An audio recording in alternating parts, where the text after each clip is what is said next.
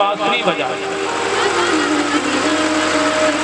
और जैसे ही बांसुरी गोपियों के कान पड़ी तो धीरे धीरे करके भागी भागी सारी गोपियां आ रही।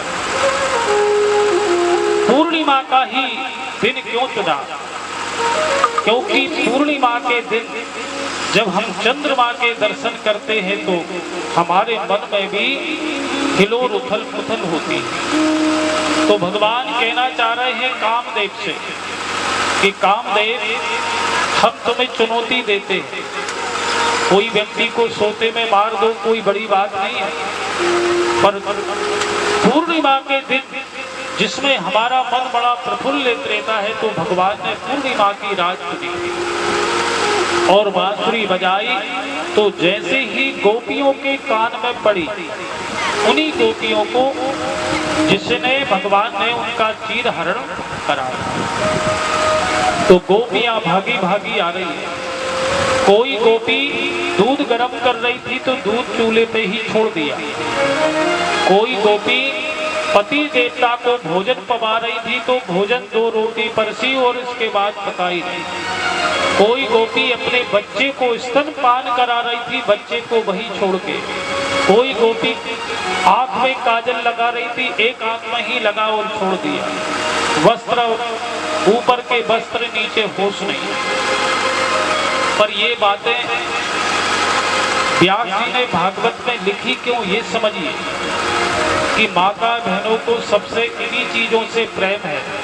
कहीं दूध ना फैल जाए, कहीं घी इधर उधर ना हो जाए, अपने रूप रंग पे तैयार होने का जे, इसी वजह से भागवत में तो भगवान कहना चाहते हैं कि ये शरीर का मिलन नहीं है, ये आत्मा और परमात्मा का मिलन है, उसी को बोलते हैं हम रास। क्योंकि अगर व्यक्ति जिसमें ज्ञान नहीं है, जो भगवान कृष्ण की कथा को तो हम 1000 जन्म भी ले लें तो समझना बहुत मुश्किल है। उसी प्रकार है जैसे सर्प चलता है, सर्प की कोई दिशा नहीं है, कब किधर टेढ़ा आड़ा। उसी प्रकार मेरे माधव हैं कल कितनी जगह से टेढ़े, बिल्कुल जलेबी की तरह। और ये श्रीमद् भागवत है, ये भी उसी प्रकार है।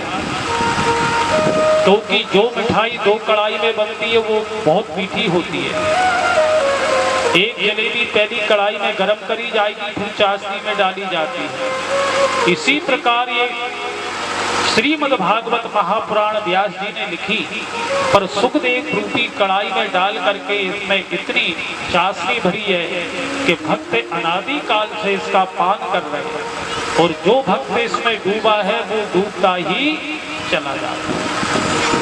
कोई भक्त कहे कि कथा बहुत सुनी है हमने, तो आप समझिए इसने कभी अपने जीवन में कथा को सुना ही। भगवान की कथा से जो तृप्त हो जाए तो वो कथा ही क्या है। हनुमान जी महाराज अनादि काल से प्रभु का नाम सुनते हैं।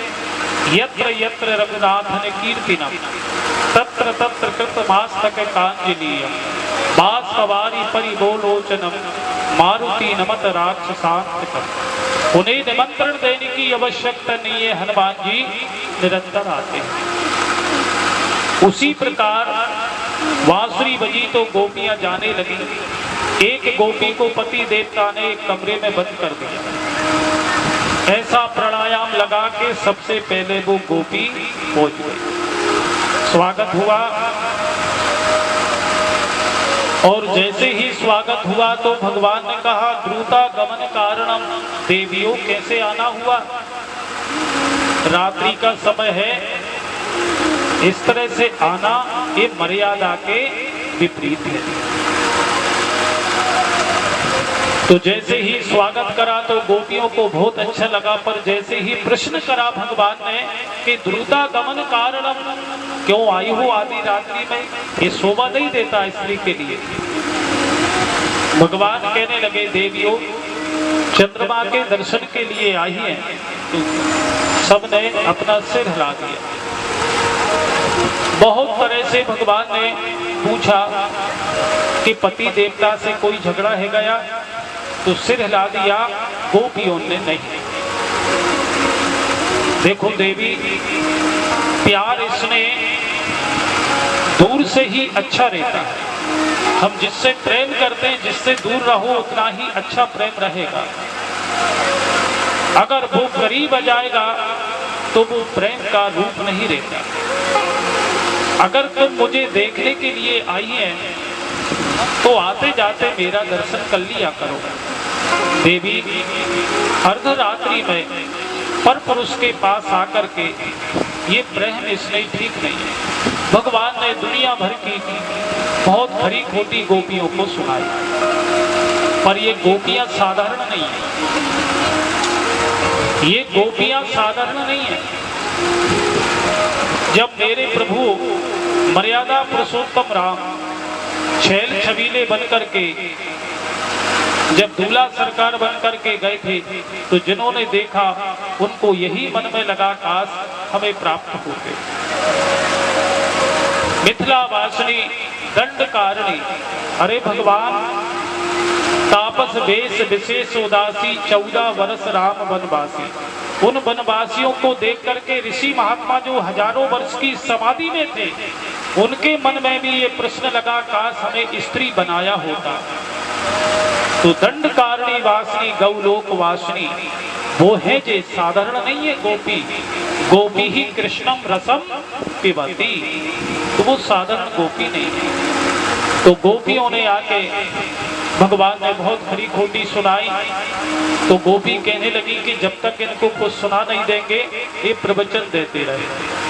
कहने लगे सुनो लाला, एक तो आपको प्रवचन देने का अधिकार नहीं है, तुम हो अहीर के छोरा और हम हैं ग्वाल, और आपके कोई प्रवचन सुनता नहीं तो सुनाने का अधिकार भी नहीं है। आप आयो जब से कुछ न कुछ कह ही रहे हो। देखिए, एक तो आप बांसुरी बजाते हैं और बांसुरी बजा करके हमें बुलाते हैं, और इसके बाद कहते हैं कि आने का कारण, क्योंकि अबे राधा रानी नहीं है तो भगवान सोच रहे हैं गोपियों से ही काम चले, चर्चा करके।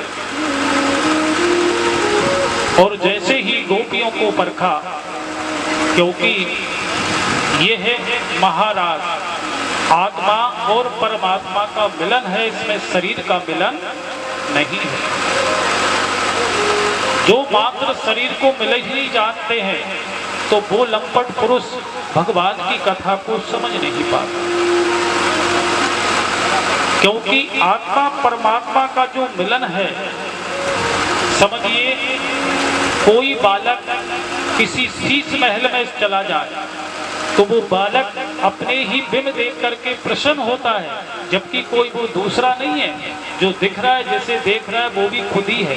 उसी प्रकार हम परमात्मा के ही बिंब हैं। तो गोपियों ने शरीर छोड़ करके दिव्यता से खोज करके भगवान ने कहने लगे देवियों क्या चाहती हैं? तो कहा कि हम भात बन करके आए और आप इसका प्रेम से भोग लगाइए।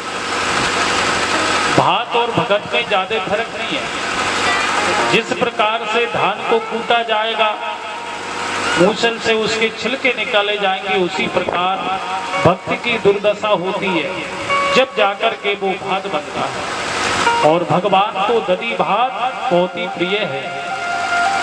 और जैसे ही भगवान ने कहा स्वागत है, और बड़े धूमधाम से जितनी गोपियां उतने ही मेरे माधव बन करके, और जैसे ही रास रचाने लगे तो गोपियां समझने लगी कि हम भी किसी से कम नहीं है। जिस परमात्मा जगत को नचाता है वो परमात्मा को हम इशारे पे नचा रहे हैं। तो सुन, जब भगवान ने देखा गोपियों को मान हो गया तो भगवान हो गए अंतर्ध्यान। गोपियां जा जा करके पूछती हैं कि कभी भगवान जिस प्रकार से मेरे प्रभु ने हे खग हे मृग मधुकर श्रेणी तुम देखी सीता मृग ने, उसी प्रकार गोपियां पूछ रही हैं, पीपल से जाके पूछती है कि तुमने मेरे स्वामी को देखा है? तो हवा आती, पीपल के पत्ते हिल जाते। तुलसी के पास आए तो तुलसी जी ने भी पत्ता हिला करके मना कर दिया। आगे जाकर के देखा फूल बिखरे हैं, समझ गए कि यहाँ कोई दूसरा भी है, तो वो दूसरा है कौन? वो है श्री राधा रानी। राधा रानी का पूरी भागवत में स्पष्ट रूप से नाम कहीं नहीं है, कहीं से कहीं तक, और बिगर राधा रानी के भागवत कभी पूरी हो नहीं सकती। तो भगवान ने दिव्य श्रृंगार करा, फूल बिखरे लगे, और अंत में जाकर के देखा कि किशोरी जी भी मिल गई। किशोरी जी की भी स्थिति बहुत ही दयनीय। सब ने जब देखा तो एक ही समझा कि इनके पीछे भागने से कोई काम नहीं है, अब तो एक ही काम है कि मरना भी चाहे थे तो प्राण नहीं निकलते, क्योंकि प्राण तो उन्हीं के पास है। तो बहुत ही सुंदर ये श्रीमद् भागवत महापुराण का गोपी गीत है। 2-4 पंक्ति इसको अपन गुनगुना करके फिर भागवत की कथा में प्रवेश करेंगे। जय जय